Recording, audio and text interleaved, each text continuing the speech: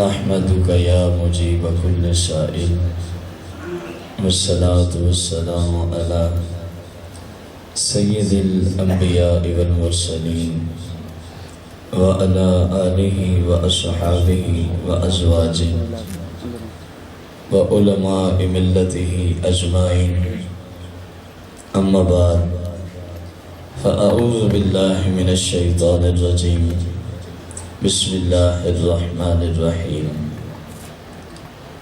قال اللہ تبارک و تعالی فی القرآن المجید والفرقان الحمید فی سفر معراج النبی صلی اللہ علیہ وآلہ وسلم، سبحان الذی اسری بعبدہ لیلا من المسجد الحرام الى المسجد الاقصى الذي باركنا حوله لنريه من آياتنا إنه هو السميع البصير۔ آمنت بالله صدق الله العظيم وصدق رسوله النبي الكريم، مولاي صل وسلم دائما أبدا على حبيبك خير الخلق كلهم۔ حمد و صلات کے بعد سامعین محتشم، سفر معراج شریف جو ہے انتہائی طویل اور مختلف موضوعات کو اپنے ضمن میں لیے ہوئے ہے۔ اس طویل موضوع میں سے ہمارے آج کے درس قرآن میں سفر معراج کے متعلقہ چند ایک مسائل کا ذکر۔ رسول کریم رؤوف الرحیم علیہ الصلاۃ والتسلیم کو جب اجازت دی گئی اعلان نبوت کی کہ آپ اب اعلان نبوت فرمائیں، اس کے تقریباً 12 سال بعد 40 سال کی عمر مبارک میں اعلان نبوت فرمایا جا رہا ہے، اور 12 سال بعد مکہ شریف سے آپ کو سفر معراج کا اللہ کریم نے شرف عطا فرمایا، جس کا ذکر قرآن مجید فرقان حمید میں 15ویں پارے سورہ الاسراء میں بھی موجود ہے، اور اسی کا ذکر 27ویں پارے کے اندر بھی موجود ہے۔ اس بات پر علماء کا اتفاق ہے کہ آپ کا یہ معراج جس کا یہاں سبحان الذی اسری کے اندر ذکر ہے، یہ جاگتے ہوئے تھا، جسم اور بمائے روح، یہ خواب کی حالت میں نہیں تھا، بلکہ سرکار دو جہان صلی اللہ علیہ وسلم کو یہ معراج جاگتے ہوئے جسم اور روح کے ساتھ کرایا گیا۔ جو روحانی اور باطنی یا خواب کی حالت میں معراج ہیں، ان کی تعداد کم و بیش علماء نے 32 مرتبہ معراج ہوا ہے آپ کو۔ روحانی اور جسمانی یا منامی کہیں آپ اس کو، جو خواب کی حالت میں، روحانیت میں، باطنیت میں آپ کو اللہ کریم نے جو معراج کا شرف بخشا ہے، وہ تقریباً 32 مرتبہ ہے۔ جو جاگتے ہوئے جسمانی اعتبار سے آپ کو معراج مبارک ہوا ہے، وہ 1 مرتبہ ہوا ہے، اسی کا یہاں ذکر ہے۔ سب سے پہلے معراج کے متعلقہ جو حکم ہے، ماننے یا نہ ماننے کے اعتبار سے ہم اس کو عرض کرنا چاہیں گے، تاکہ اگر کسی مسلمان میں اس حیثیت سے کمی ہے تو اپنا ایمان بچانے میں محفوظ ہو سکے۔ مفسرین نے، فقہاء نے، مجتہدین نے، علماء شریعت نے سفر معراج کے 3 حصے کیے ہیں۔ پہلا حصہ سفر معراج کا مسجد حرام سے مسجد اقصی تک، یعنی کعبہ مشرفہ سے ملک شام تک، ملک شام تک، بیت المقدس تک۔ دوسرا حصہ سفر کا بیت المقدس سے لے کر آسمانوں تک الی سدرۃ المنتہا۔ تیسرا سفر مبارک آسمانوں سے آگے لا مکانوں تک، آسمانوں سے آگے۔ علماء نے یہ تقسیم کی ہے سفر معراج کی۔ اب پہلا حصہ اگر کوئی مسلمان یہ کہے کہ میں معراج کے اتنے سفر کو نہیں مانتا جو مکہ سے بیت المقدس تک ہوا، یا بیت المقدس بھی پڑھ سکتے ہیں لغت کے اعتبار سے ہم اس کو، بیت المقدس بھی ٹھیک ہے، بیت المقدس بھی ٹھیک ہے۔ اگر کوئی شخص کہتا ہے کہ میں جو مکہ سے بیت المقدس تک، کعبہ شریف سے بیت سفر کا جو معراج شریف کے سفر کا حصہ ہے، میں اس کو مانتا، فہو کافر، وہ شخص اسلام سے خارج ہے، خواہ وہ میں ہوں، خواہ وہ کائنات کا کوئی فرد ہو۔ اس کی وجہ کیا ہے؟ یہ قرآن ہے، ناسخ قطعی۔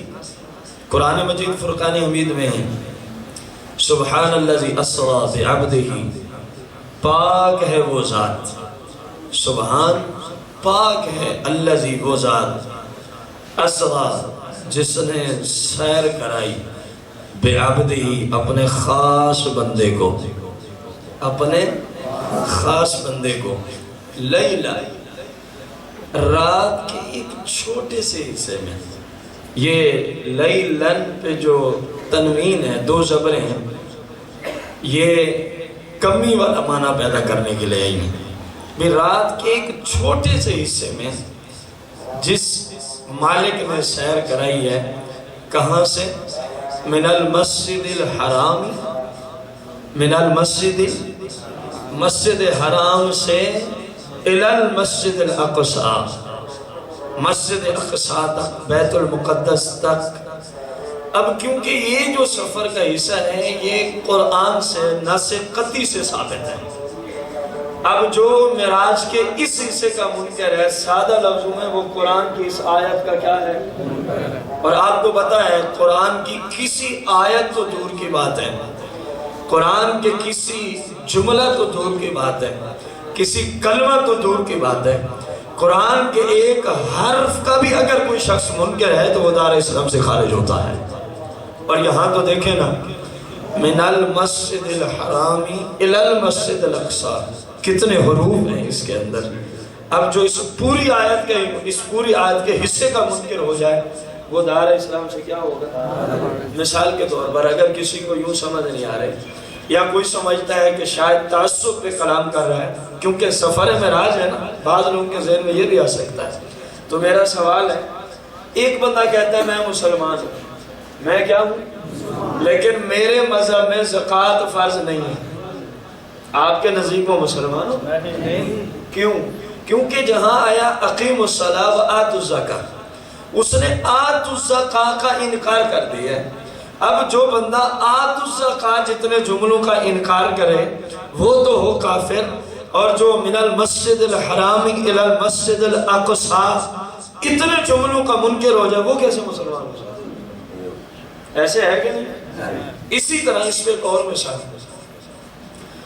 آپ سب کے علم میں ہوگا یہ مسئلہ، علماء سے آپ سنتے رہتے ہیں کہ جس بندے کا یہ عقیدہ ہو کہ جس زمانے میں قرآن اترا تھا، رسول کریم صلی اللہ علیہ وسلم کی زمانہ مقدسہ میں، اس وقت قرآن اور تھا اور ہم تک پہنچتے اب جو قرآن ہے اس میں ایک حرف کی بھی اگر وہ کمی بیشی مانتا ہے، فقط ایک حرف کی، کتنے کی؟ کہتے ہیں اس وقت جو قرآن تھا اس میں ایک حرف کم تھا، اب زیادہ ہے۔ یا دوسری صورت، اس وقت جو قرآن نازل ہوا تھا اس میں ایک حرف زائد تھا اور اب ہمارے پاس وہی حرف کیا ہے؟ کم ہے۔ تو قرآن و حدیث کی روشنی میں ایسا شخص اسلام سے کیا ہوتا ہے؟ خارج، کافر ہوتا ہے۔ اگر ایک حرف کی کم و بیشی ماننے والا کافر ہے تو یہ اتنے سارے حروف، اتنے کلمات اور اتنے جملے، ان کا جو بندہ انکار کرے وہ کس طرح مسلمان ہو سکتا ہے؟ یہ میرے بھائی یہ تعصب میں کلام نہیں ہے، یہ اللہ اور اس کے رسول کے احکامات ہیں۔ اب کسی کو تعصب نظر آئے تو اس کی اپنی بات قسمتی ہے، اس کی اپنی بد قسمتی ہے۔ دوسرا حصہ ہے مسجد اقصی سے آسمانوں اور سدرۃ، یہ احادیث مشہورہ سے ثابت ہے۔ کیا احادیث سے ثابت ہے؟ یعنی حدیث کے آگے کئی اقسام ہیں، حدیث مبارکہ کے آگے کئی اقسام ہیں۔ جو دورہ بخاری کے طلباء یہاں بخاری شریف کا دورہ کرتے ہیں ان کو یہ ہم نے پڑھائی ہیں، جو ضروری اصطلاحات تھی وہ سمجھ گئے ہوں گے کہ حدیث مشہورہ کس طرف اشارہ جا رہا ہے۔ اب کیونکہ وہ سفر معراج کن احادیث سے ثابت ہے؟ احادیث مشہورہ سے، اور احادیث مشہورہ کا جو بندہ منکر ہو، انکار کرے، اس کا حکم ہے کہ وہ بد مذہب ہوتا ہے۔ وہ کون ہوتا ہے؟ بد مذہب ہے۔ اب جو اس سفر معراج کا انکار کرے اس کو کافر نہیں کہیں گے، اس وجہ سے کیونکہ حدیث مشہورہ کا منکر ہے۔ اگر قرآن یا حدیث متواتر کا منکر ہوتا پھر تو کافر ہو جاتا۔ یہ ہے حدیث مشہورہ، یہ ہے حدیث، اس لیے وہ بد مذہب ہوگا۔ اس لیے وہ کیا ہوگا؟ مثال کے طور پر اگر ہماری کسی مسجد کے اندر ایسا بندہ ہے جو ہمیں نماز پڑھاتا ہے اور وہ یہ کہتا ہے کہ مسجد اقصی سے آگے آسمانوں تک کوئی بھی راج سراج ہوا معاذ اللہ، تو اس شخص کے پیچھے مسلمانوں کی نماز نہیں ہوگی، اس شخص کے پیچھے مسلمانوں کی نماز نہیں ہوگی، اگرچہ اس کو کافر نہیں کہہ سکتے، وہ بد مذہب سے ہوگا۔ تیسرا سفر معراج کا وہ ہے پھر سدرۃ المنتہا سے آسمانوں سے وہاں تک جس کو اللہ یا اللہ کا محبوب جانتا ہے، اور نہ کوئی آج تک وہاں تک پہنچا ہے۔ یار جب جبریل ہی کہہ رہے ہیں جو آنے جانے والا ہے وہاں سے، تمام انبیاء کی بارگاہ میں پیغام لانے والا ہے، جب وہ بھی عرض کر رہے ہیں یا رسول اللہ اس سے آگے جو سسٹم ہے ہماری جرت نہیں ہے، اگر ہم آگے گئے 600 پر رکھتا ہے جبریل امین، کتنے؟ 600 پر، اور ایک پر کی حقیقی لمبائی چوڑائی ہمارے علم سے دور کا معاملہ ہے، اس کو اللہ اور اللہ کا رسول ہی جانتے ہیں۔ ہم تو اتنا ہی کہہ سکتے ہیں مشرق سے مغرب تک، مشرق سے، کیونکہ اس کے سوا ہمارے پاس نالج ہی نہیں ہے، ہمارے پاس علم ہی نہیں ہے، حد ہی نہیں ہے۔ پھر مشرق سے مغرب، اس سے آگے ہم کیا کہیں؟ اس کی جو مین حقیقت ہے اس کو اللہ جس نے بنایا ہے یا جس محبوب کا جبریل کو نوکر ٹھہرایا ہے وہ مصطفیٰ جانتا ہے، ہم نہیں جانتے۔ کتنے پر رکھتے ہیں؟ اتنی پاور والا فرشتہ، اتنی طاقت والا فرشتہ کہ عرش اعظم سے اگر حکم ہونا، اے جبریل، جناب یوسف کے بھائیوں نے جناب یوسف کو کہا کنویں میں اندر بھیجنے کی کوشش کی ہے، بلکہ بھیج دیا ہے اپنے اعتبار سے، میرے یوسف کو تکلیف نہیں ہونی چاہیے۔ یار کنواں کتنا گہرا ہوتا ہے، اوپر سے نیچے ایک وزنی ثقیل چیز کو جانے میں کتنی دیر لگتی ہے۔ جناب یوسف علیہ السلام ابھی کنویں کے آخر تک نہیں پہنچے، اتنی پاور والا وہ فرشتہ عرش اعظم سے وہ پہلے نیچے پہنچا ہوا ہے، اپنے پروں پہ جناب یوسف کو بٹھا لیتا ہے۔ اتنی طاقت والا فرشتہ، اتنی پاور قوت والا فرشتہ کیا کہہ رہا ہے؟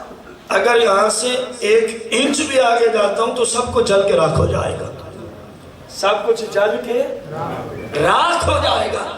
محبوب آگے تجلیات کے عالم ہے، آگے اللہ کی تجلیات ہیں، اب آگے کا سفر تو صرف مصطفیٰ ہی کو لائق ہے، اور کوئی نہیں جا سکتا، اور کوئی۔ اب کیونکہ یہ جو اس سے آگے کا سفر ہے یہ خبر واحد سے ثابت ہے، حدیث واحد سے، حدیث واحد سے۔ اگر کوئی اس سفر کا انکاری ہو جائے، نہیں جی میں اس سفر کو نہیں مانتا، مسجد حرام سے مسجد اقصی کو بھی مانتا ہوں، مسجد اقصی سے سدرۃ المنتہا تک کے سفر کو بھی، لیکن یہ جو تم لامکانوں کی بات کرتے ہو میں اس کو نہیں مانتا، میں اس کو نہیں مانتا۔ تو شریعت مطہرہ کی روشنی میں ایسا شخص فاسق و فاجر ہے، ایسا شخص فاسق و فاجر، کیونکہ خبر واحد کا منکر نہ کافر ہوتا ہے نہ ہی بد مذہب ہوتا ہے، بلکہ وہ فاسق و فاجر ہوتا ہے۔ یہ سب سے زیادہ معراج کے سفر میں اہم ترین جو مسئلہ ہے وہ یہ تھا جو میں نے آپ کے سامنے رکھا ہے، کیونکہ ہمارے یہاں اکثریت کوئی کس انداز سے کلام کر رہا ہے، کوئی کس انداز سے کلام کر رہا ہے، جانے بین سے ایک تعصب کی فضا پھیلی ہوئی ہے، وہ کہاں سے کہاں تک لے کے جا رہے ہیں، وہ ان کو خام میں کہاں سے کہاں تک، جبکہ 1400 سال کے علماء، فقہاء، متکلمین، محققین، مفسرین، محدثین اس بات میں متفق ہیں کہ سفر معراج کے 3 حصے کیا جائیں۔ پہلے حصے کا منکر کافر، دوسرے حصے کا منکر بد مذہب، تیسرے حصے کا منکر فاسق و فاجر۔ جب یہ تقسیم ہو جائے گی تو پھر سمجھ آ جائے گی کہ معراج کے سفر کے معاملے میں کس حیثیت سے کس کو کافر کہنا ہے جو منکر ہے، کس حیثیت سے کس کو بد مذہب کہنا ہے، اور کس حیثیت سے کس کو ہم نے۔ اب سبحان، پاک ہے وہ ذات، پاک ہے وہ جس نے اپنے خاص بندے کو بے عبدہی خاص بندے کو راتوں رات کے خفیف سے حصہ میں سفر معراج کا شرف عطا فرمایا۔ سفر معراج کا میں بالکل شارٹ کٹ کرتا ہوا انشاءاللہ پہنچنا ہے میں نے۔ سرکار دو جہاں صلی اللہ علیہ وسلم کے پاس جبریل امین براق لاتے ہیں۔ براق برق سے مصدر اس کا برق ہے، برق انتہائی تیز ترین چیز کو کہتے ہیں۔ اب اس کو کیوں براق کہا گیا اس جانور کو؟ رسول کریم صلی اللہ علیہ وسلم کی حدیث مبارکہ ہے کہ جہاں تک نگاہ پہنچتی ہے وہاں تک اس کا قدم چلا جاتا ہے، وہ اتنا تیز ہے، یعنی اگر 1000 کلومیٹر تک نگاہ پہنچے تو اس کا پہلا قدم نہیں پہنچے، اس لیے اس کو براق، اس لیے اس کو۔ سرکار دو جہاں صلی اللہ علیہ وسلم مسجد حرام سے مسجد اقصی پہنچے۔ کہاں پہنچے؟ مسجد اقصی پہنچے۔ جو میں بات کر رہا ہوں صحیح احادیث سے، خصوصاً سیاہ ستہ سے، یہ ساری باتیں بخاری مسلم میں موجود ہیں، اگرچہ میں عبارات کی طرف نہیں جا رہا ٹائم کی قلت کی وجہ سے۔ آپ علیہ السلام بیت المقدس پہنچے، وہاں پر 1 لاکھ کم و بیش 24,000 پیغمبر آپ کے انتظار میں مسجد اقصی میں موجود ہیں۔ مسجد اقصی میں اندازہ لگانا، ادھر سے رسول اللہ گزر رہے ہیں مسجد اقصی کو جانے کے لیے، تو فرماتے ہیں مررت بقبر موسیٰ وَهُوَ قَائِمٌ يُصَلِّي فِي قَبْرِهِ۔ فرمایا جب ہم موسیٰ علیہ السلام کی قبر سے گزر رہے تھے، وَهُوَ قَائِمٌ، سیاہ کی حدیث وہ اپنی قبر میں قائم کھڑے تھے، اپنی قبر میں کھڑے تھے، کیا کر رہے تھے؟ یوسلی۔ اب 2 معنی، صلی یوسلی کے 2 معنی ہیں اور قرآن سے دونوں ثابت ہیں۔ لغت میں تو 20 معنی ہیں صلی یوسلی کے، قرآن میں صلی یوسلی کا لفظ نماز کے معنی میں بھی مستعمل ہوا ہے، نماز کے معنی میں بھی اقیم الصلاۃ، نماز کے معنی میں بھی مستعمل ہوا، اور درود و سلام کے معنی میں بھی مستعمل ہوا۔ کہاں استعمال ہوا؟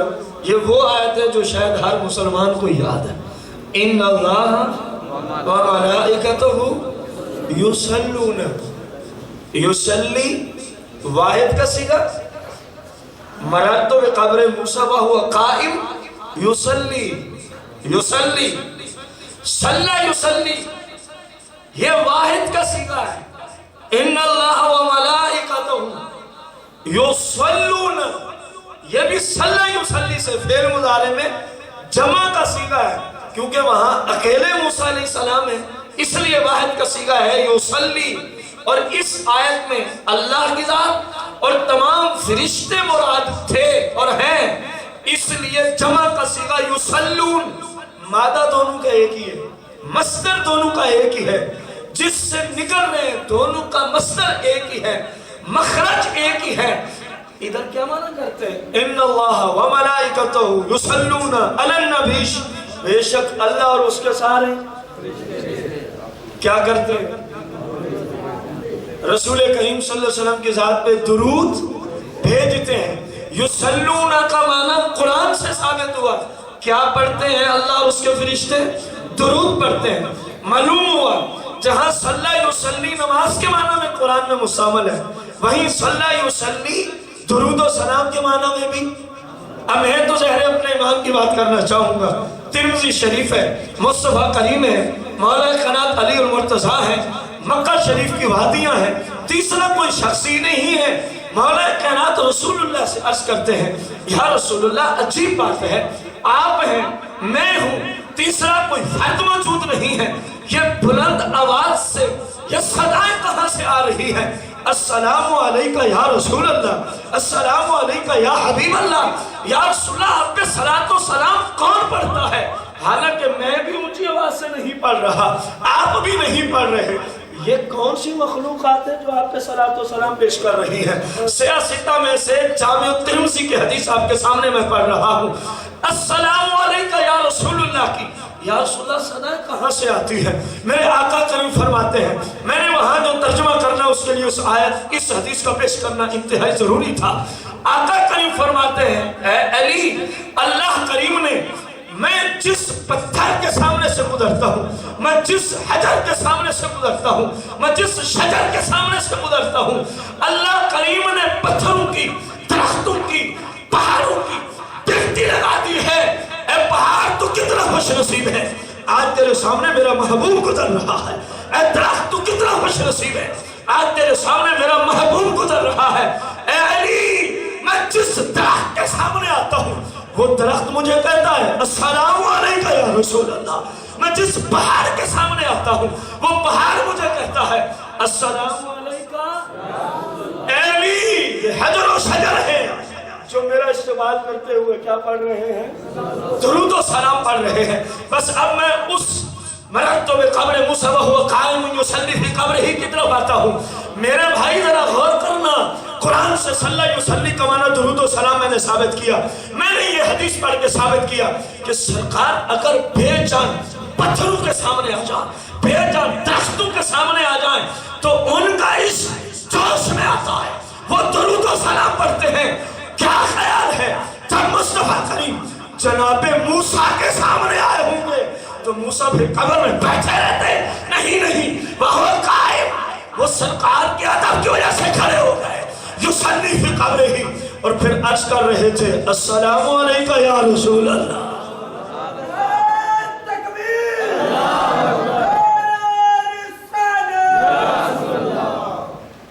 پتھر اگر آپ کے عذاب میں درود و سلام پڑھتے ہیں تو ایک نبی کا درود پڑھنا کون سا کوئی معیوب یا کون سا کوئی نادر الوقوع ہوگا؟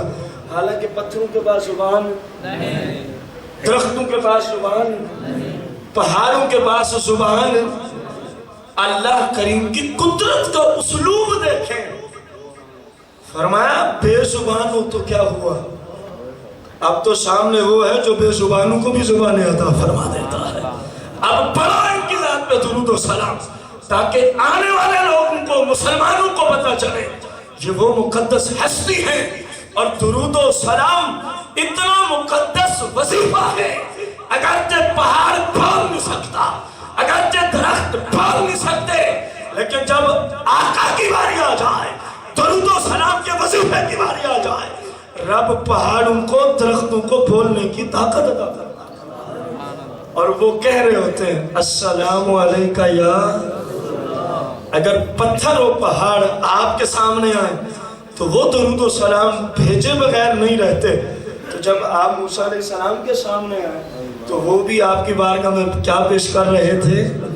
درود و سلام، درود و سلام۔ مجھ پہ الحمدللہ کوئی فتویٰ نہیں لگتا، کیونکہ یصلی کا معنی قرآن کہہ رہا ہے، درود و سلام بھی ہے، درود و سلام بھی ہے۔ تو موسیٰ علیہ السلام اس حدیث سے ہمیں پتہ چلتا ہے کہ جو درخت حجر شجر جن کے سامنے آپ آتے ہیں اور سیاقی حدیث مبارکہ صحیح سند کے ساتھ حدیث مبارکہ اگر وہ درود و سلام اتنی آواز سے پڑھ رہے ہیں کہ حضرت علی مرتضیٰ نے سن لیا یا رسول اللہ یہ بلند آوازیں کہاں سے آ رہی ہیں صلاۃ و سلام فرمایا یہ حجر یہ درخت یہ شجر میری ذات پہ درود و سلام پڑھ رہے ہیں سرکار فرماتے ہیں پھر ہم کہاں پہنچے مسجد اقصی بیت المقدس وہاں کون موجود ہے جلدی جلدی بولے وقت بڑا قلیل ہے اور ہم نے بہت دور تک جانا ہے کون سے لوگ موجود ہیں سارے انبیاء 1,24,000 پیغمبر جس موسیٰ علیہ السلام کو ابھی قبر مبارک میں دیکھا تھا وہ بھی ہیں کہ نہیں وہ بھی آئے ہوئے ہیں وہ بھی معلوم ہوا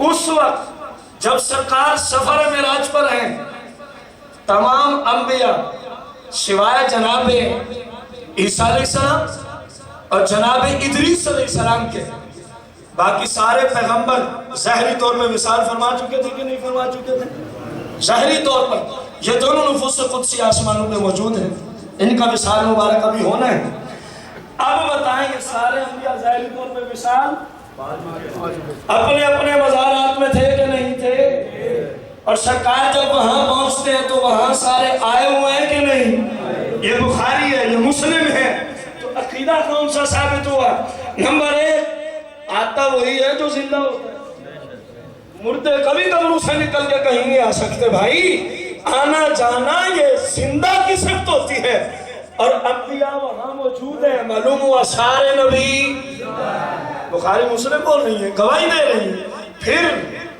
صرف زندہ نہیں اپنے اپنے مزارات کو چھوڑ کے مسجد میں آئے ہوئے ہیں اپنے اپنے مزارات کو چھوڑ کے مسجد میں آئے ہوئے ہیں کیوں محبوب کا امتی بننا ہے جب اللہ سے دعائیں کی جو نبی آ رہا ہے یا اللہ اپنے محبوب کا امتی بنا یا اللہ اپنے محبوب کا اوہ ہم کتنے خوش نصیب ہیں جس محبوب کے امتی ہونے کے لیے انبیاء نے دعائیں کی ہیں اللہ نے بن مانگے ہمیں وہی اپنا محبوب عطا فرما دیا غفلت کے شکار ہیں تو یہ ہمارا قصور ہے کہ ہم شریعت پہ چلتے نہیں ہم سرکار کے دیے ہوئے طریقے پہ اللہ کے دیے ہوئے احکامات پہ عمل نہیں کرتے یہ ہمارا قصور ہے لیکن امت کی شان تو اپنی جگہ مسلم ہے نا اب انبیاء علیہ السلام وہاں تشریف لائے ہوئے ہیں معلوم ہوا وہ صرف زندہ نہیں انہیں یہ بھی پتہ ہے آج باہر کیا کچھ ہو رہا ہے قبروں میں لیکن اس بات کا علم ہے کہ آج باہر اور پوری دنیا میں کیا کچھ ہو رہا ہے کیونکہ سارے پیغمبر کوئی مکے میں تو مدفون نہیں تھے سارے پیغمبر کوئی بیت المقدس میں تو مدفون نہیں تھے کوئی کس سرزمین میں برکتیں دے رہا ہے کوئی کس سرزمین والوں کو برکات عطا فرما رہا ہے سرکار تو مکہ سے چلے ہیں اس زمانے کی طرف اگر میں نسبت کروں مکہ سے بیت المقدس تک تقریباً 1 مہینہ آنے میں یا جانے میں لگتا تھا صرف ایک طرف کے سفر میں کتنا 1 مہینہ اتنے دور سے سرکار چل رہے ہیں ان کو اپنے اپنے مزار میں پتہ چل گیا ہے کہ آج محبوب آ رہے ہیں ہم نے ان کے پیچھے نماز پڑھنی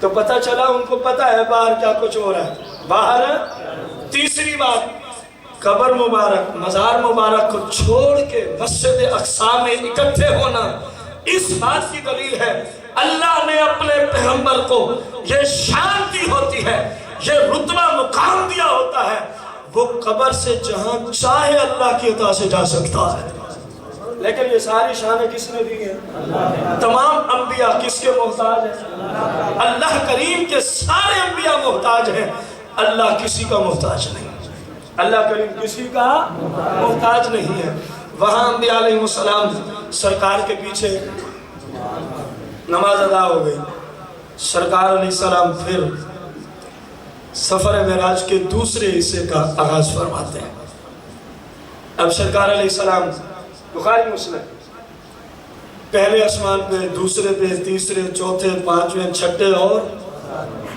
ہر آسمان پر محبوب دو عالم صلی اللہ علیہ وسلم کے آمد کی خوشی میں، آپ کے استقبال کے لیے امام بخاری نے بھی نقل کیا، امام مسلم نے بھی نقل کیا، ہر آسمان پر اللہ کا پاک پیغمبر 1 2 یا 3 ہر آسمانوں پہ موجود ہیں۔ سرکار جس آسمان پہ جاتے ہیں کہیں جناب آدم علیہ السلام سے ملاقات ہوتی ہے۔ کن سے ملاقات ہوتی ہے؟ آدم، اور وہ کیا کہہ رہے ہیں؟ مرحبا۔ سرکار کو دیکھ کے کیا کہتے ہیں؟ مرحبا اے صالح بیٹے، اے صالح نبی، مرحبا۔ جناب رسول اللہ صلی اللہ علیہ وسلم دوسرے آسمان پہ پہنچتے ہیں، آگے اور پیغمبر علیہ السلام سے ملاقات فرمائی، وہ بھی فرماتے ہیں مرحبا۔ تیسرے پہ پہنچے اور پیغمبروں سے ملاقات ہوتی ہے، وہ فرماتے ہیں مرحبا۔ چوتھے سے مرحبا، 5ویں سے مرحبا، 6 اور 7ویں تک ہر آسمان پہ استقبال میں مرحبا کی صدائیں ہیں۔ میں پوچھتا ہوں، صحیح حدیث میں آ رہا ہے انبیاء سرکار کو مرحبا کہہ کے پکارے تو کچھ نہیں ہوتا، اگر میں یاد کہیں مرحبا یا مصطفیٰ تو شرک بدعت کیسے بن سکتا ہے؟ بات سمجھ نہیں آ رہی؟ جناب آدم پکارے مرحبا، شرک بھی نہیں، بدعت بھی نہیں، حرام بھی نہیں، صحیح بخاری، وہ بالکل توحید ہے۔ اور اگر رسول اللہ کا امتی کہے مرحبا یا رسول اللہ تو یہ کون سا شرک ہوگا؟ جو کام انبیاء کر رہے ہیں، اتنا تو ہر ذی شعور کو پتا ہے نا کہ اللہ کا نبی گناہ کا کوئی کام تصور ہی نہیں، اللہ کے نبی سے گناہ کا تصور بھی نہیں۔ جو کہے اللہ کا نبی گناہ گار ہے وہ ویسے اسلام سے فارغ ہے، ویسے اسلام سے، کیونکہ اللہ کا ہر پیغمبر معصوم ہے، اللہ کا ہر پیغمبر معصوم ہے۔ معلوم ہوا کہ مرحبا سے سرکار کو پکارنا انبیاء کی سنت ہے، انبیاء کی سنت ہے۔ پھر یہ آدم علیہ السلام، یہ یوسف علیہ السلام، یہ عیسیٰ علیہ السلام، یہ یحییٰ علیہ السلام، یہ جناب ابراہیم علیہ السلام، جناب موسیٰ علیہ السلام، جناب زکریا علیہ السلام، یہ سارے پیغمبر جو وہاں موجود ہیں، کیا خیال ہے بیت المقدس میں نہیں تھے؟ بخاری کہہ رہی ہے سارے پیغمبر تھے۔ موسیٰ علیہ السلام کی قبر سے سرکار گزرے، وہ قبر میں موجود، بیت المقدس میں جائے وہ وہاں موجود، سرکار آسمانوں پہ جائے جناب موسیٰ علیہ السلام وہاں موجود۔ اور یہ موسیٰ علیہ السلام کا احسان ہے اس امت پر، ورنہ سمجھ لگ جاتی 24 گھنٹوں میں 50 نمازیں کیسے پڑھی جاتی ہیں۔ بس میں اسی بات میں اختتام کرنا چاہوں گا۔ اب سرکار علیہ الصلوۃ والتسلیم آسمانوں سے گزر گئے، سدرۃ المنتہا پہ جبریل ٹھہر گئے۔ اب لوگ کہتے ہیں کہ سرکار کو جبریل لے کے گئے تھے راستہ دکھانے۔ ارے نادانو، یہ تو وہ راستے ہیں، یہ تو وہ اللہ ہی جانے یا مصطفیٰ ہی جانے کہ کتنی بار آنا جانا ہوا ہے۔ جبریل تو ایسے نوکر آیا ہوا ہے، جبریل تو ایسے خادم آیا ہوا ہے، اور لوگوں کو بتانا مقصود تھا کہ جبریل بھلے جتنی شان والا ہے، جہاں سے محبوب کے سفر حقیقی کا آغاز ہونا ہے، جبریل کی جرات ہے۔ لوگوں کو تو یہ بتانا مقصود تھا تم جبریل کو مانتے ہو، اتنی طاقت ہے، اتنی پاور ہے، یہ کر لیتا ہے، وہ کر لیتا ہے، اگر چاہے تو انگل پہ پورے شہر کو اٹھا کے الٹا کے رکھ لیتا ہے۔ ارے جبریل وہی ہے نا جو سدرۃ المنتہا پہ ہاتھ جوڑ کے کھڑا، جی میں جتنا طاقت والا ہوں آگے نہیں جا سکتا۔ معلوم ہوا سرکار سے تو طاقت کم ہے نا، سرکار جیسا ہی نہیں ہے، کسی صورت نہیں ہے۔ سرکار علیہ السلام نے یہ تو نہیں فرمایا جبریل جہاں تک راستے تھے تو تو ساتھ تھا، اب مکان ختم ہو رہے ہیں تو تو ساتھ چھوڑ رہا ہے۔ سرکار نے ایسے جملے نہیں فرمایا، ٹھیک ہے، فرمایا کوئی بات نہیں، کیونکہ یہ راستے تو اپنے دیکھے ہوئے ہیں، جہاں تو جا نہیں سکتا یہ تو اپنے دیکھے ہوئے راستے ہیں۔ سرکار تشریف لے گئے۔ اب ہم اگلے سفر میں بالکل کلام نہیں کریں گے سوائے ایک مسئلہ، جب سرکار واپس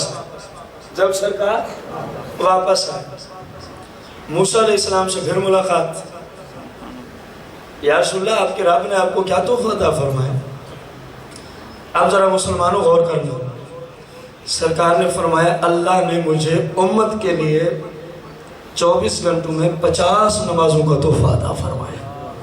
پہلی بات تو یہ مد نظر رکھنی ہوگی کہ اللہ کے پاک محبوب اللہ کی بارگاہ میں، اور اللہ کریم اپنے محبوب کو کیا دے رہا ہے؟ تحفہ۔ کیا دے رہا ہے؟ اندازہ لگا، اللہ دینے والا ہے، اور ایسے سفر پہ عطا کیا 1,24,000 میں اللہ نے ایسا سفر کسی نبی کو عطا نہیں فرمایا۔ یہ اہمیت ہے اس تحفے کی، اس لیے چند جملے بول۔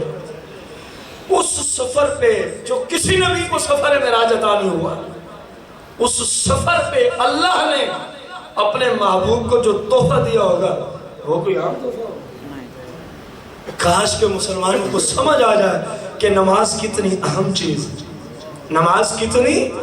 آج ہم نعرے بازیوں تو بہت کرتے ہیں، آج ہم عشق رسول کے کسے تو بڑے لوگوں کو سناتے ہیں، میں جی اتنا عاشق رسول ہوں، اتنا عاشق رسول، وہ عشق ان کی زبان میں باندھا ہے، آگے ان کے جسم سے نظر نہیں آئے گا۔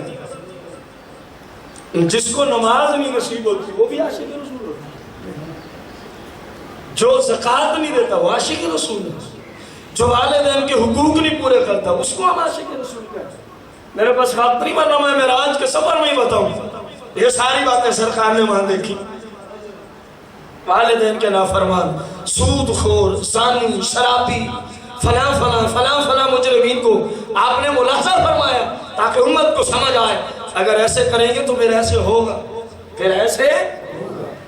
میرے بھائی اللہ تحفہ دے رہا ہے، مصطفیٰ کریم کو دے رہا ہے، اور ایسے مقام پہ دے رہا ہے۔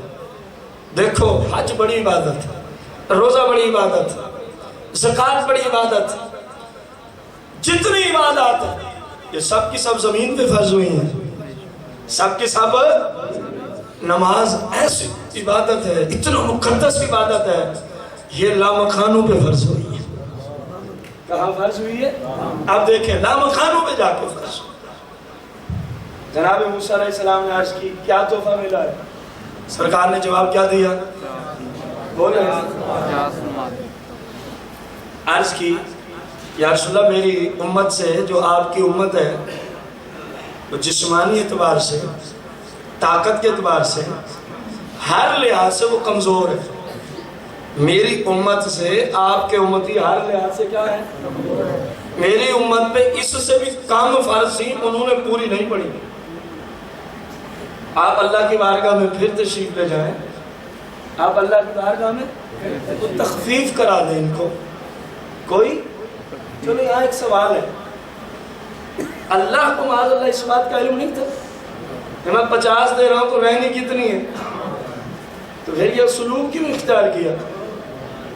ڈائریکٹری 5 عطا فرما دیتا، چند مسائل کا اس بات کروانا تھا، لوگوں کو بتانا تھا کہ اس طرح نہ کہنا جو باتیں میں آگے کرنے والا، اس طرح نہ کہنا، اس طرح بھی نہ کہنا، اور اس طرح بھی، ورنہ پھر اس طرح کرنا پڑے گا جو میں آگے آپ کو بتانے والا، جو میں آگے آپ کو۔ آپ کی امت قوی نہیں ہے اتنی جتنی میری امت، آپ کی امت کے جسموں میں اتنی پاور نہیں ہو جتنی میری امت کے جسموں میں۔ سوال ہے موسیٰ علیہ السلام، موسیٰ کیا جملے بول رہے؟ آپ کی امت میں اتنی پاور نہیں۔ اس وقت جب معراج ہو رہا تھا سارے امتی دنیا میں آ چکے تھے، اندازہ لگایا کیا قیامت تک کے مسلمان اس امت کے کائنات میں اس وقت پیدا ہو چکے تھے؟ موسیٰ علیہ السلام کو پتہ کیسے چلی؟ اور یہی تو نبی کی شان ہے، یہی تو نبی علیہ السلام کی، کہ جو ہوا ہی نہ ہو اللہ کی عطا سے نبی پہلے ہی دیکھ لیتا، ورنہ یہ جملے بولنے کی ضرورت ہی کیا بنتی؟ کچھ دیکھا ہے تو کچھ کہا ہے، ایک نبی کے جملے ہیں اور امام الانبیاء کی بارگاہ میں، اور ڈائریکٹ یہی جملے پھر اللہ کی بارگاہ میں جانے، یا اللہ کمی کر دے کیونکہ امت ضعیف ہے، کیونکہ امت ضعیف ہے، کمزور ہے۔ معلوم ہوا یہ تو موسیٰ علیہ السلام کو بھی پتا تھا اس امت میں کون کب اور کیسے اور کس انداز کا پیدا ہوگا، یہ تو موسیٰ علیہ السلام بھی جانا۔ تو جس نبی کے ہم امتی ہیں ان کی تو بات ہی کچھ اور ہے، ان کی تو بات ہی، جیسا صحیح بخاری سرکار نے خطبہ دیا، بڑا طویل خطبہ دیا، میں صرف اپنا وہ ایک جملہ نکالنے کے لیے آیا ہوں بخاری کی طرف۔ صحابہ کہتے ہیں آج سے قیامت وما بعدہ ہو، آخری بندہ جس نے جہنم میں جانا ہے، آخری بندہ جو جہنم سے نکل کر جنت کو جانا ہے۔ صحابہ کہتے ہیں بخاری ہے بھائیو، بخاری۔ سرکار نے ہمیں سارا ہی بتا دیا، بس جس نے یاد کیا سو یاد کیا، جس نے بھلایا سو بھلا دیا۔ یہ صحیح بخاری کی حدیث ہے۔ سرکار تو امت کے ایک ایک لمحے سے واقف ہے، یہ صحیح بخاری کی حدیث ہے۔ بات جو بھی کریں گے انشاءاللہ قرآن و حدیث سے ہوگی۔ اب دیکھیں موسیٰ علیہ السلام نے اپیل کی اپنے رب کی بارگاہ میں تشریف لے جائیے، سرکار پھر چلے گئے۔ اب یہاں پہ دو روایات، ایک روایت میں ہے کہ ہر بار 10 نمازوں کی تخفیف ہوئی، اور جب آخری بار گئے 5ویں مرتبہ تو پھر 5 نمازوں کی تخفیف ہوئی۔ اور دوسری روایت جو زیادہ طور پہ استعمال ہوئی ہے کتب میں، وہ ہے کہ ہر دفعہ 5 نمازیں کم کر دیں گے، ہر دفعہ 5 نمازیں، تو 50 سے 45 معاف ہوئی، اور ہر چکر پہ 5، کتنے چکر لگے؟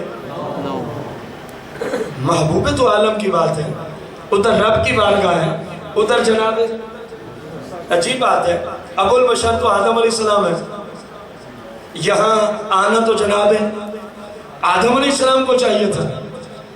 بڑے بڑے اولو العزم اور پیغمبر ہیں، جناب ابراہیم علیہ السلام جیسے پیغمبر کھڑے ہیں، لیکن موسیٰ علیہ السلام کیوں ہے؟ قرآن پڑھو، اپیل کی تھی نا، یا اللہ مجھے اپنا دیدار ہی کرا دے، یا اللہ مجھے اپنا، اللہ کریم نے فرمایا نہیں کلیم، یہ آپ کی شان نہیں ہے، آپ میرا دیدار نہیں کر سکتے۔ انظر الی الجبل، اگر بالفرض ضد ہے کرنا ہے تو آپ پھر اس طرح کریں، اس پہاڑ کو دیکھیں، کوہ طور، بس اللہ ہی جانے کہ وہ کتنی خفیف اللہ کے جلال کی تجلی ڈالی گئی، پہاڑ ریزہ ریزہ ہو گئے، پہاڑ ریزہ۔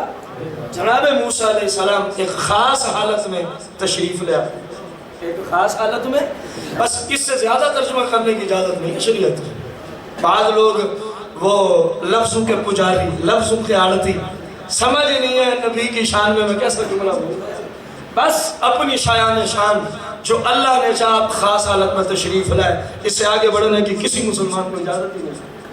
لوگ پتہ نہیں کیا کیا واحیات بک دیتے ہیں، اور پہلے دیکھا کر، لفظوں کا عادتی بننے سے بندہ مسلمان نہیں بنتا، دیکھنا پڑتا ہے اس لفظ کی نسبت کس ہستی کی طرف ہو رہی ہے، ورنہ تو قال اللہ تبارک و تعالی، قال النبی صلی اللہ علیہ وسلم، قال صدیق اکبر، قال علی کرم اللہ وجہ الکریم، قال فرعون، سبھی کا ایک معنی کریں گے، حالانکہ لفظ قال ایک ہی سب کی طرف نسبت جا رہی ہے۔ قال اللہ تبارک و تعالی، اللہ کا فرمان ہے علی شان، قال النبی صلی اللہ علیہ وسلم، سرکار دو جہاں کا فرمان علی شان، قال صدیق اکبر، صدیق اکبر کا فرمان، قال علی کرم اللہ وجہ الکریم، علی المرتضیٰ نے ارشاد فرمایا، قال فرعون، کرو ترجمہ،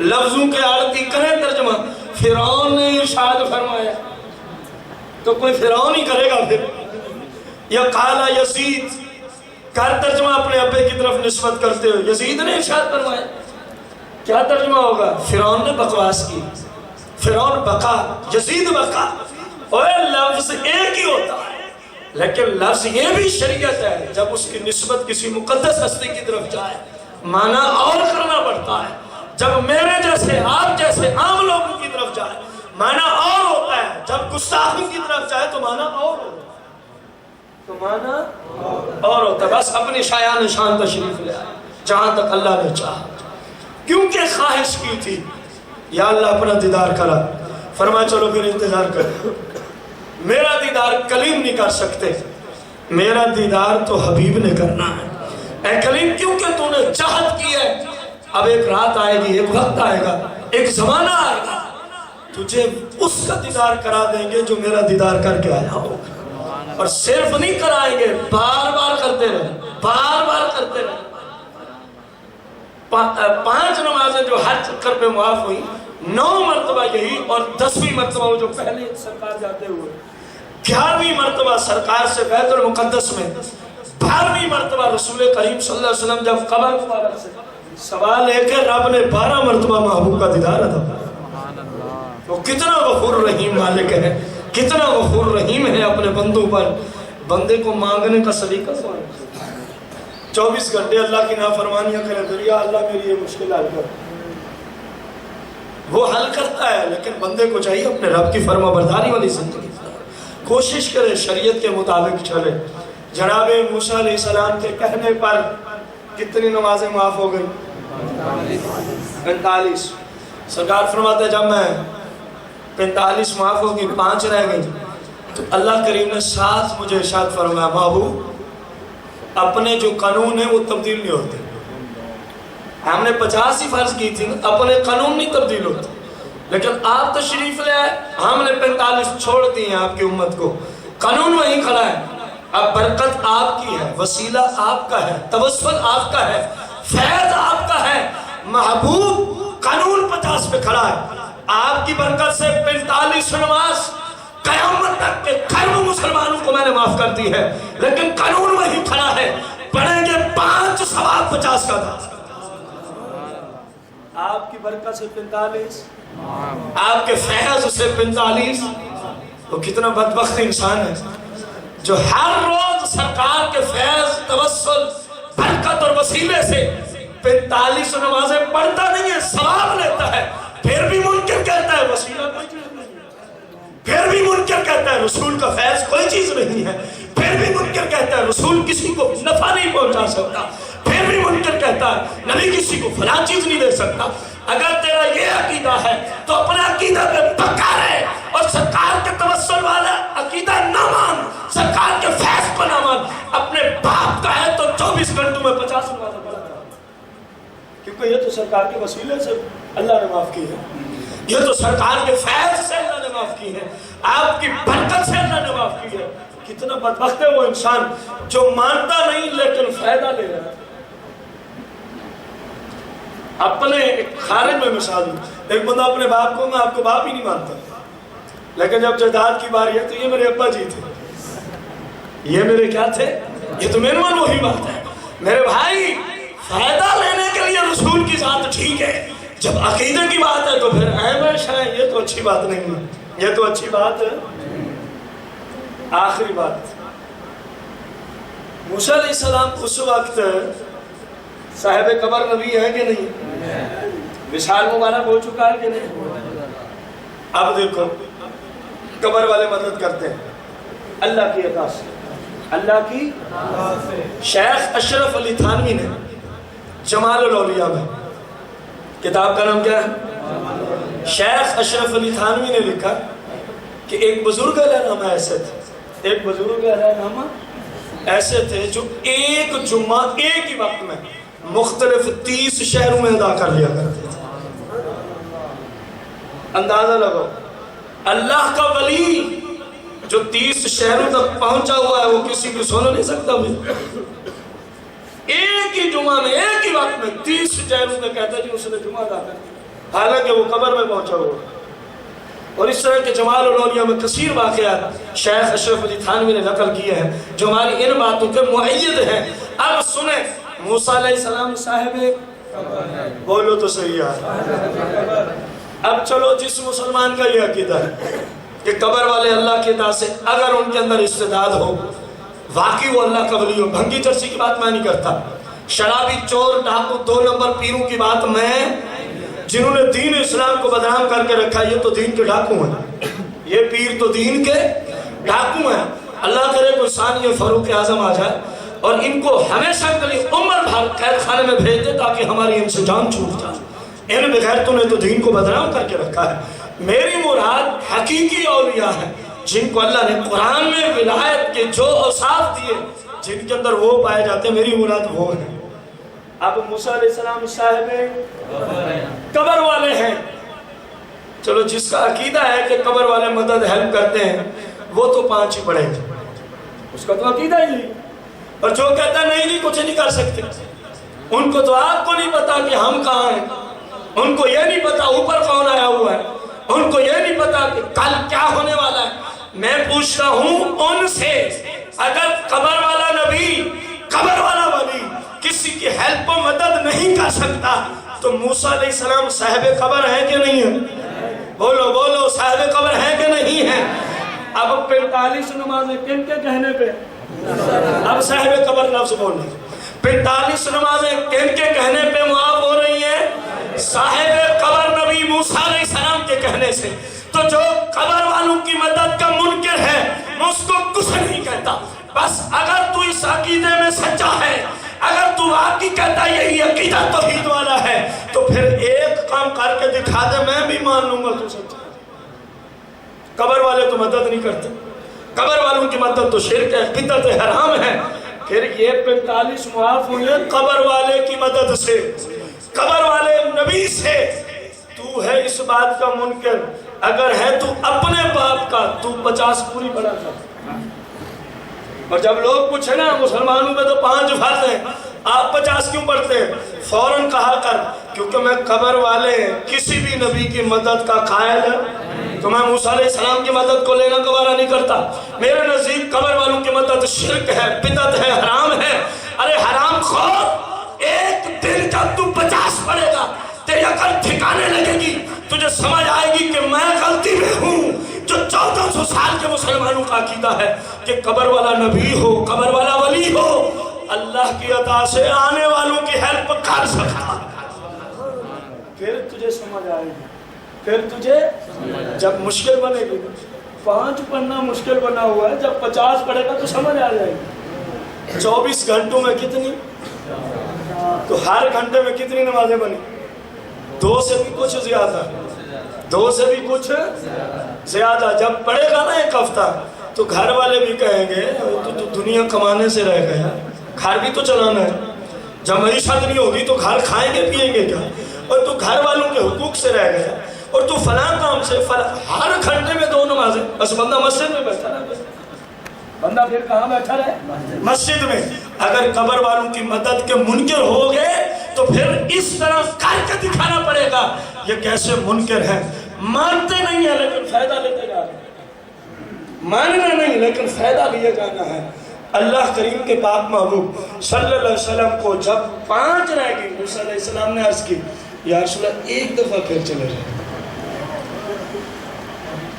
अब मुआमले तो पहले से हिदायत के हैं, कितनी देंगे कितनी रहेंगी, सरकार को तो पहले ही पता है। ये बुखारी की हदीस बता रही है, मुस्लिम की हदीस बता रही है, मेरे ये जुमले जनाब मूसा अलैहिस्सलाम ने कह दिया, बस एक दफ़ा और चले जाए। यहाँ हमारे बाज़ लोग जुमले बोलते हैं, वो जुमले नहीं बोलने चाहिए। काश कि यार रसूल आप चले जाते। हमारे यहाँ लोग ये जुमले बोलते हैं, चलो नमाज ही न रहती। ये जुमला इंतहाई ख़तरनाक जुमला है। ये जुमला इंतहाई, गोया हमारी सोच समझ अल्लाह और उसके रसूल के दिए हुए दीन से कोई ऊपर जा रही है। काश कि आप एक दफ़ा चले जाते, हदीस को वहीं तक रखा जाए जहाँ तक हदीस आई हो। ये उसूल होता है। सरकार ने इतने तक चोट लगाई, एक बंदे को आपने दुआ इरशाद फरमाई, उसमें अगर इस वक्त मेरे ज़हन में नहीं, मैं अगर इसलिए बोल रहा हूँ, अगर उस दुआ में लफ्ज़ नबी था, दुआ में क्या था? लफ्ज़। तो जब उसने दुआ मांगी तो नबी की जगह रसूल डाल दिया, नबी की जगह। सरकार ने टोका, फरमाया मैंने तुझे नबी का कहा है तो रसूल बोल रहा है। हालांकि नबी और रसूल एक ही चीज है। सरकार को नबी कहें तब भी ठीक है, रसूल कहें तब भी ठीक है, लेकिन उम्मत को बताया जा रहा था जो लफ्ज दे दिया जाए बस वहीं तक महदूद रहना, बस वहीं तक, अगले जुमले बोलने की इजाजत नहीं। मूसा अलैहिस्सलाम ने अर्ज की, एक दफा आप, सरकार ने फरमाया अब मुझे अपने रब से हया आती है, अब मुझे अपने रब से, क्योंकि कानून तो पहले ही बने हुए थे ना कि 50 से 45 रह जाएंगे, बस 45 माह 5 रह जाएंगी, बस वही 5 ही हम आपकी उम्र पे क्या करेंगे? फर्ज करेंगे। सरकार को तो पहले ही अल्लाह ने ये कानून दिया हुआ था, इसलिए फरमाया मूसा मुझे अपने रब से याद किया। सरकार दुनिया में तशरीफ ले आए, रात बकाया जो थी वो आपने अपने बिस्तर मुबारक पे हरम शरीफ में आके गुजारी। जब दिन हुआ फरमाया लोगों मैं रात क्या करके आया हूँ, गौर से सुनना। अब हमारे उलमा मुहक्किकीन मुफस्सिरीन ने लिखा कि आखिर बैतुल मुक़द्दस में ले जाने की ज़रूरत क्या पड़ी? अंबिया मस्जिद हराम में आके भी नमाज पढ़ सकते थे, अंबिया मस्जिद हराम में आके भी इन काफिरों का मुंह बंद कराना मकसूद था। अव्वल तो आयत जहाँ से शुरू होती है वही काफिरों का मुंह बंद कर रही है। क्या फरमाया? میں معراج کر کے آیا ہوں. کتنی دیر میں؟ بس ایک چھوٹے سے حصے میں. کہاں تک ہے؟ یہاں سے پہنچا ہوں بیت المقدس، وہاں سے سدرۃ المنتہا، وہاں سے لا. کافروں نے کہا یہ کیسے ہو سکتا ہے رات کے ایک چھوٹے سے حصے میں؟ حالانکہ مکہ سے بیت المقدس جانے میں 1 مہینہ درکار ہے. کتنا؟ بعض لوگوں کو مہینے سے بھی زیادہ لگتا تھا. اور آپ کہتے ہیں میں بیت المقدس بھی گیا، میں سارے آسمان بھی گھوم آیا، سدرۃ المنتہا سے بھی آگے لامکانوں تک گیا، اور اتنی کلامیں ہوئی، اتنا اللہ سے راز و نیاز کی گفتگو ہوئی. یہ کیسے ممکن ہے؟ اب ان کو منہ کرانے کے لیے سرکار علیہ الصلوۃ والسلام کو اس جگہ سے جملہ نمبر 1 فرمایا میں خود تھوڑی کر کے آیا. جب میں دعویٰ کروں کہ میں کر کے آیا ہوں پھر تم اعتراض کرو. سبحان الذی اسری، یہ تو اس نے سفر کرا ہے جو ہر طرح سے پاک ہی پاک ذات ہے. پاک ہی ایک تو سبحان لانے کی ان کو جواب دینا مقصود. دوسرا فرمایا اگر تمہیں نہیں یقین آ رہا تو پھر بیت المقدس کی نشانیاں پوچھتے جو میں بتاتا جاتا ہوں. تم نے تو دیکھا ہے، میں تمہارے سامنے آج سے پہلے کبھی بیت المقدس نہیں گیا، پوچھو میں تمہیں بتاتا ہوں. سرکار علیہ السلام فرماتے ہیں جب کافروں نے پوچھنا شروع کیا سرکار کہاں موجود ہے؟ بخاری مسلم کی حدیث. کہاں موجود ہے؟ مکہ میں. ابو جہل پوچھتا ہے، سرکار مکہ میں. شیبہ پوچھتا ہے، سرکار مکہ میں. عتبہ پوچھتا ہے. پوچھتے ہیں بیت المقدس کا جو مکہ سے 1 مہینے کی مسافت دور ہے. رسول اللہ فرماتے ہیں انہوں نے جو جو پوچھا اللہ نے سارے حجابات اٹھا دیے. میں کھڑا مکہ میں تھا لیکن بیت المقدس رب نے میرے سامنے کر دیا. یہ پوچھتے گئے میں ان کو بتاتا ہوں. 1 مہینے کی مسافت دور. فرمایا اللہ نے سارے پردے. جب سرکار نے یہ فرمایا تو پھر ان بیمانوں کا منہ بند ہو گیا. کہنے لگے یہ واقعی ٹھیک ہے، جو ساری نشانیاں صحیح بتا رہے ہیں، اس طرح ہے، اس طرح ہے اور اس طرح ہے. تب جا کے اور ابو جہل کو ملا موقع. یہ بڑا بیمان بندہ تھا. جب بھی کوئی ایسی بات ملتی ہے فوراً سرکار کے کسی غلام کے پاس دیکھا ہے جس کو نبی مانتے آج یہ ہو گیا. پہنچا جناب صدیق اکبر کے گھر. آپ تشریف لائے. کہا جی جس کو نبی مانا ہوا ہے ان کا اور دعویٰ سن لو پھر مانو نبی.